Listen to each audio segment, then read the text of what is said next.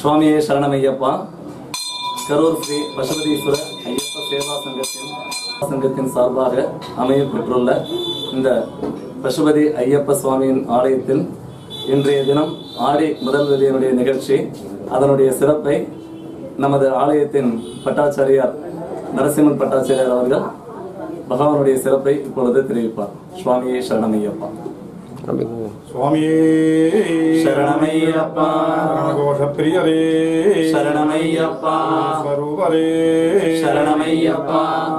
ஆஷ்யாமகோமல விஜாதரணம் விசித்திரம் வாசோபசானமரணோன்ஃபலதாமகஸ்தம் உத்வங்கரத்னமகுடம் குடிலாங்கிரகேஷம் சாஸ்தாரயுஷ்டவரதம் சரணம் பிரபத்யே பூதநாதாய வித்மஹே புத்ராய தீமஹி தன்னோ சாஸ்தா பிரசோதயாத்.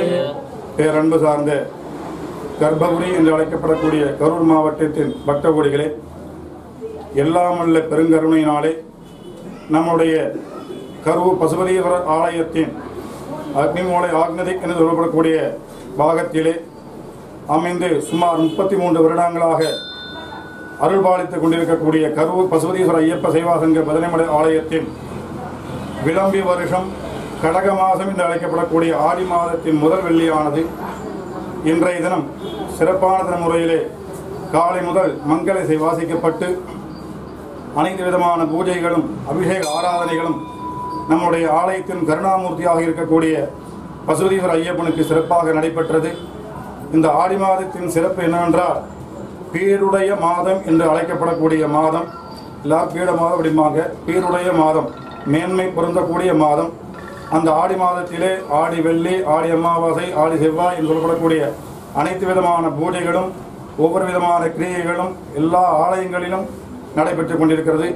நம்முடைய ஆலயத்திலும் காணாபத்தியம் என்று சொல்லப்படக்கூடிய விநாயகப் பெருமானை வழிபாடு செய்யக்கூடிய கன்னிமூல கணபதியும், சாத்தம் என்று சொல்லப்படக்கூடிய வழிபாடுகளிலே மஞ்சள் மாதாவாகிய ஹரித்ராம்பிகையும், வைணவம் என்று அழைக்கப்படக்கூடிய மன்மத சாபங்களிலே ஆஞ்சநேயர் பசுபதி ஆஞ்சநேயராக அருள்பாலித்து இவையெல்லாம் பரிவாரங்களாக வீட்டிருக்கக்கூடிய கிருதயுகம், திரேதாயுகம், தாவரயுகம், கலியுகத்திலே கண்கண்ட தெய்வமாக இருக்கக்கூடிய நம்முடைய பசுபதீஸ்வரர் ஐயப்ப ஆலயத்தின் இந்த ஆடி வெள்ளி விழாவானது ஒவ்வொரு வெள்ளிக்கிழமையும் ஒவ்வொரு விதமான விசேஷங்கள் நடைபெற்றுக் கொண்டிருக்கின்றன. சுமார் 33 வருடங்களாக ஒவ்வொரு வருஷமும் இந்த வைபவமானது நடைபெற்றுக் கொண்டிருக்கிறது. இந்த வருடமும் சிறப்பான முறையிலே நடைபெற்றுக் கொண்டிருக்கிறது. மாலை சிறப்பான அலங்காரத்தில் ஐயப்பன் தரிசனம் தந்து உபசாரம் என்று சொல்லப்படக்கூடிய அனைத்து விதமான சடங்குகளும் நடைபெற்று ஒவ்வொரு வெள்ளிக்கிழமையும் ஒவ்வொரு உபயதாரர்கள், இங்கு 200 நாள் 300 நாளுமே உபயதாரர்கள் இருந்து கொண்டிருக்கிறார்கள். அப்படிப்பட்ட இந்த வைபவமானது தொடர்ந்து நடைபெற்று கொண்டிருக்கிறது.